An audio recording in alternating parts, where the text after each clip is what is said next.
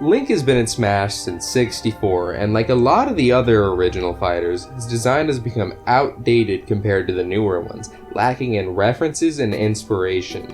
On top of that, there's been 2 other Links added, and neither have done anything to really remedy this problem. So I've had this idea on my mind of a moveset based on my favorite and arguably the most developed incarnation of Link, the one from A Link to the Past, Link's Awakening, and the Oracle games.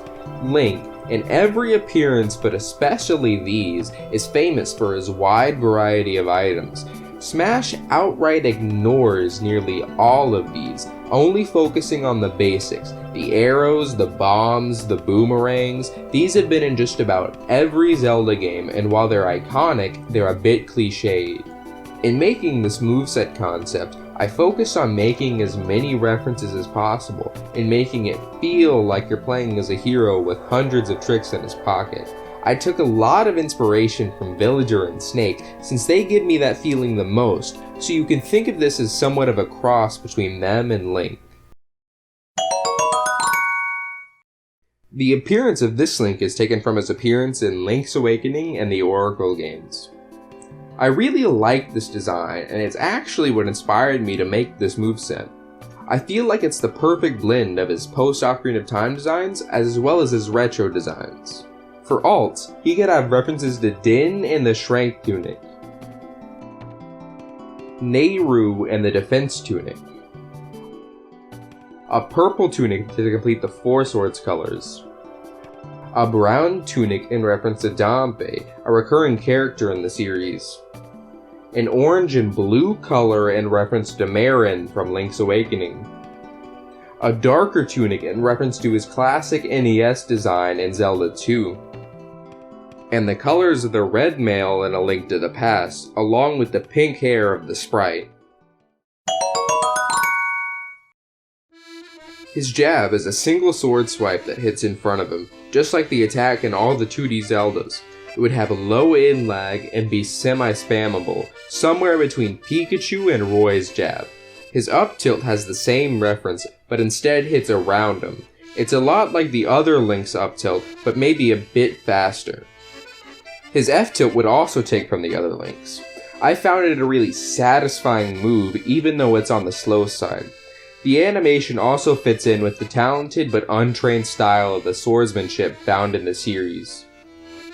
For the down tilt, Link would use the shovel item. It would pop up some dirt that flies out in front of him and make opponents hit by it flinch. Foes hit by the shovel directly would be popped up and forward for an easy combo. The Pegasus boots fit the dash attack perfectly. For Link's dash animation, little wings would appear on his boots, and when he does his dash attack, he'll slide to a stop while jutting his sword forward. This is a reference to the move literally named the dash attack in Zelda, though it'll function a bit differently in Smash. Link's up smash would be the slingshot, specifically the hyper slingshot from Oracle of Seasons. He'll shoot 3 seeds above him in different directions. They'll have a maximum range, so they won't exactly be projectiles, but the move is still great for covering space above him. It isn't a very powerful attack though. The forward smash is the magic hammer. This is a kill move, being a powerful slam of a massive mallet. The hammer would also create a shockwave around the impact. This move wouldn't be the best way to kill, as this moveset is more focused on controlling space and being a sort of combo zoner, so he should struggle to kill. The down smash is the spin attack. The spin attack was made Link's up B originally because it was Smash 64, and the series' design around recoveries wasn't really fleshed out yet. However, in modern Smash, the spin attack being made the Link's up B makes a little sense. The move has always been grounded in the source material, and Link has so many other options to gain height. And look at the spin attack in the games. It's a powerful move that takes a moment to activate and can be charged to increase its power. That's a 1-to-1 with how smash attacks function, so it's a perfect fit. The neutral air is actually very similar to his jab. I can see it looking like the first hit of the other Link's forward air, but acting closer to the second hit. It is unorthodox for a neutral air to have such a focused hitbox, but I feel it important for him to not have an attack hitting all around him in the air, because that's where I'll be doing most of his zoning, and a get off me tool just wouldn't make too much sense for that. The up air is a slash from behind him to the front, and then he holds his sword in front of him for just a moment. The attack would also have a landing shockwave hitbox. This attack is inspired by the jump slash originating in Ocarina of Time. It's the same reference as the old Link's dash attack and maybe F-tilt, though my inspiration for the move actually came from this piece of promotional art from the Oracle games.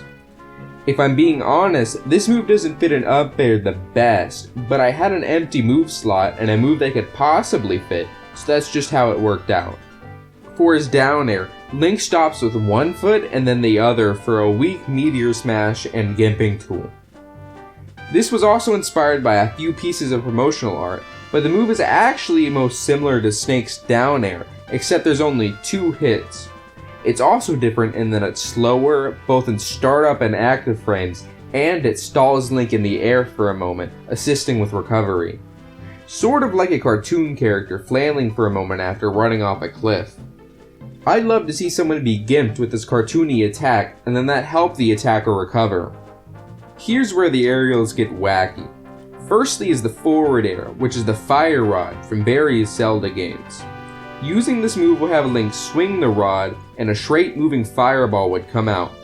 This would be a great space controlling projectile, and I could see players short hop fast falling it very often, like Falco's laser. This move would have a low hit stun, low damage, and would move just slow enough to where the opponent could stuff it out with a hitbox of their own, but not too slow that it controls the stage for you. So the fireball is really just for pestering your foe, since they can easily deal with it. What can't be so easily dismissed, however, is the back air, the ice rod. It will move a bit slower, hit harder, and be an even greater nuisance and maybe even a threat to offstage foes. Even though it's a bit slower to come out, this move is normally a better choice for zoning than the fire rod. However, the catch with this move is that using it turns you around, like Jigglypuff Bear and Ultimate. So if you turn away from your opponent to use it, by the time you'll land, you're going to be facing them again. If you want to spam it like a Falco laser, you're going to need to turn around every time you land, complicating the process. The key is to know when you want to use the fire rod and when you want to use the ice rod and act accordingly. The specials are where a character's identity truly shines, and that reigns true here. For his neutral special, Link uses his trusty hookshot. Like the spin attack, I thought the hookshot would be better utilized if it was moved to another move slot. So I moved it to his neutral special, where it functions completely different from how it used to. Here, the hookshot is a tether move like Joker's up B, but it can be angled around you in 8 directions, going forward by default. Like other tethers, this can be used to grab the ledge, but what really distinguishes it is that if you hit an opponent, they aren't pulled to you, you are pulled to them, just like how the hookshot functions in the games. Link hooks his opponent, then reels into them while they're stunned for a weak hit, and the both of you are popped up, letting Link follow up with another attack. This may sound really powerful, but it isn't exactly a grab, so it can be shielded, and it has limited angles, so that can be played around as well. The down special is the magic powder. Link pulls out a bag and blows some powder in front of them. If the opponent is caught in the powder, they're stunned for a brief moment, like Zero Suit's Paralyzer. This also lets Link get a free follow-up, just like the hookshot. It's a running theme in his moveset. This move also does decent shield damage, though it is easily punishable if it doesn't break the shield. The side special is the Bombchu. It would be a crime for Link to not have any of the big 3 of Zelda items, so I decided to give him a twist on the regular bombs. The Bombchus will act somewhat like the Hot Hat item, where they'll cling to the stage or platforms they're dropped on and moved around them. The Bombchu is small and blows up after some time, but it also blows up if it hits anything. This includes Link himself, bringing in some of the charm of the current Links being able to blow themselves up with their bombs. For his up special, Link uses Rock's Cape. This move is a pitiful attempt at a recovery, going even less distance than most double jumps. On top of that, it has bad end lag and leaves you pretty vulnerable. It doesn't put you in special fall, so there's that. This move is really just used as a last resort or a mix-up option when recovering, and maybe stalling your landing. Lastly, for the main moveset, we have Link's grabs and throws. This Link doesn't really focus much on getting a grab, as his throws aren't the best, and he doesn't even use the hook shot for it. However, he doesn't have any good shield pressure other than pestering from afar or using his magic powder, so he will have to rely on grabs eventually. For the actual grab itself, the power glove appears on Link's hand as he reaches out. When he grabs the opponent, he holds them above him like he does things he grabs in the games, and to pummel, he shakes them around. For his forward throw, Link throws the opponent just like a pot. For his up throw, Link tosses them upwards, possibly being used as a combo throw at low percents. For his back throw, Link turns around while dropping the opponent, and then kicks them away. And for his down throw, Link slams the opponent onto the ground and thrusts his sword into them, similar to this artwork where he fights a Geldman. Link is on the heavier side, reflecting just how many items he's carrying around. It's the same logic as Snake. This pairs poorly with his lack of get-off-me tools, so despite his small frame, he'd still be very easy to combo. He has a good run speed, since he's using the Pegasus Boots item as he runs. His walking speed is actually slow though, which is great for positioning. His boots give him good traction on the ground, improving his ground movement even more, but don't do much for him in the air, where he struggles to shift momentum. This helps balance out his fair and bear spam from being too good and campy. His jump is a bit lower than average, and he falls a bit faster too, which again limits his aerial camping ability. However, his double jump is unique in that it's a somewhat slow jump with a considerable, almost floaty hang time. This pairs well with his down air for height gain and his back and forward airs, increasing their utility. When he double jumps, a feather falls down, showing he is using the Rock's feather item. He has great rolls, which allow him some options to escape disadvantage. They're quicker and have more invulnerability than other fighters. This is because when he rolls, he uses the Magic Cape, which makes him invisible for a brief period of time. He puts it on after he starts rolling, so you can tell where he's going. For his up taunt, Link pulls out and plays the Harp of Ages, though with no time traveling effect. For his side taunt, Link pulls out his lantern and looks around. For his down taunt, Link is encircled by a fairy, just like the other Links. Link's entrance animation is him being dropped off by the flying duck that carries you when you use the fluid item in A Link to the Past. Link's victory animations are unique in that each plays a different victory theme rather than just the theme of his series. This ties into the importance of music in the Zelda franchise. His first is him using the Rod of Seasons to turn green trees into beautiful fall trees. This would be the one to use the same theme as the other Zelda fighters, and would also be very pretty. Just imagine it. Trust me.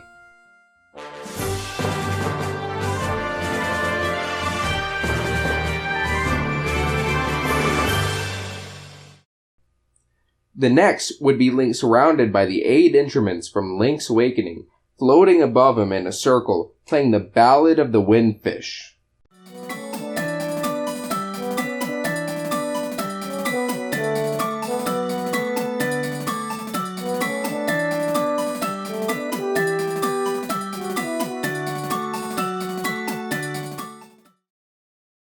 The final one would be him playing the flute, and you hear the iconic flute theme found in many games.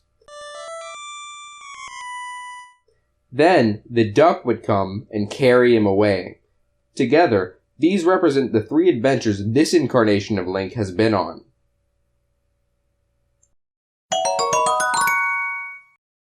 Finally, we have his final smash.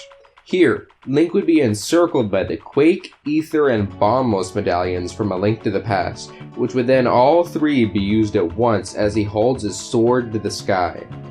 The Quake medallion shakes the stage, tripping grounded opponents.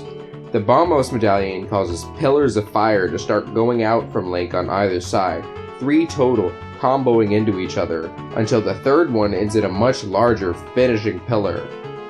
The Ether Medallion causes lightning to strike down on Link, bringing foes hit from above down into him, and then a blast around him. All three happen at once. It's best used to hit grounded opponents, ones right on Link, or ones right above Link.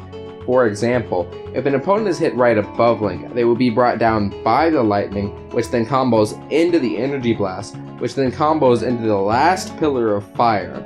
If they are on the ground, they are tripped and open to being hit by the pillars of fire if they are close enough. It's a very involved final smash, and may be a very strong one considering that it both trips every grounded opponent, hits above Link, and hits to the side of Link. But I feel its quick duration combined with the blind spots of almost anywhere in the air help to balance it out. Hi, this is my first video here on YouTube, so I'd appreciate it greatly if you could subscribe or like or leave a comment or something. I'm not too happy with how this video turned out, but it's just my first one, and I know I'm gonna get better in the future, especially with voice and audio quality. I'm trying to work on that. I had to learn the ins and outs of making a video just for this, and that was an ordeal. I had no experience in Premiere, and I just completely started from scratch. But I think I did pretty well with video editing, at least. I could have done better, get lazy sometimes. The medallion edit, I didn't want to have to learn After Effects for it, so I just did what I could. But yeah, I'm BR Tenchi. You can call me Ten or Tenchi or just whatever you want to. And I'd love it if you just stick around, subscribe, and tell me how I can improve. Yep. I've done like 30 takes for the outro already. I'm just gonna go with that one.